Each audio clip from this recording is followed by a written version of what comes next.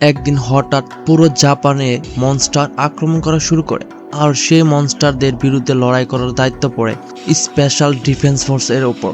কিন্তু গল্পের সবথেকে শকিং বিষয় হলো মেন ক্যারেক্টার কাফকা হাবিনা নিজে একটি মনস্টারে ট্রান্সফার হতে শুরু করে। মনস্টার নাকি হিরো? আজকে আমরা রিভিউ করতে যাচ্ছি 2024 সালের সব থেকে hype action anime Kaiju number 8। আসসালামু আলাইকুম guys, welcome back to the channel. আজকে আমরা কথা বলবো এনিমি কমিউনিটির সব থেকে জনপ্রিয় অ্যাকশন এনিমিগুলোর মধ্যে একটি, কাইজু নাম্বার 8। এই এনিমি কি সত্যি এত হাইপ ডিজার্ভ করে? স্টোরি কেমন, অ্যানিমেশন কেমন, ক্যারেক্টার কতটা ইন্টারেস্টিং, আর তোমাদের কি এই এনিমি দেখা উচিত কিনা? চলো সবকিছু বিস্তারিত জেনে নেওয়া যাক। কাইজু নাম্বার 8 স্টোরি শুরু হয় এমন এক পৃথিবীতে যেখানে মনস্টার বা কাইজু নিয়মিত মানুষের উপর অ্যাটাক করে। এই মনস্টারের বিরুদ্ধে ফাইট করার জন্য রয়েছে Japan anti kaiju defence force. আমাদের মেন ক্যারেক্টার কাফকা হাবিনা ছোটবেলা থেকে ড্রিম দেখে ডিফেন্স ফোর্সে জয়েন করার, কিন্তু রিয়েলিটি একটু ভিন্ন। বয়স বাড়ার সাথে সাথে সে তার ড্রিম অর্জন করতে ব্যর্থ হয়, আর এখন সে মনস্টার ক্লিনের কাজ করে। মানে ডিফেন্স ফোর্স মনস্টার মারার পরে কাফকা তাদের ডেড বডি পরিষ্কার করে। কিন্তু একদিন তার জীবনে এমন একটা ঘটনা ঘটে যা তার পুরো লাইফটা চেঞ্জ হয়ে যায়। সে নিজেই কাইজুতে ট্রান্সফর্ম হওয়ার পাওয়ার পেয়ে যায়, আর সেখান থেকে শুরু হয় স্টোরি আর আসল রহস্য।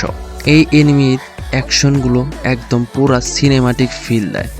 আর প্রথমবার যখন কাফকা হাবিনা কাইজু ফর্ম ইউজ করে, তখন তার এই ফর্ম অনেক ভিউয়ারের কাছে ফেভারিট হয়ে যায়। ট্রান্সফর্মটা অনেক সুন্দর অ্যান্ড ইউনিক।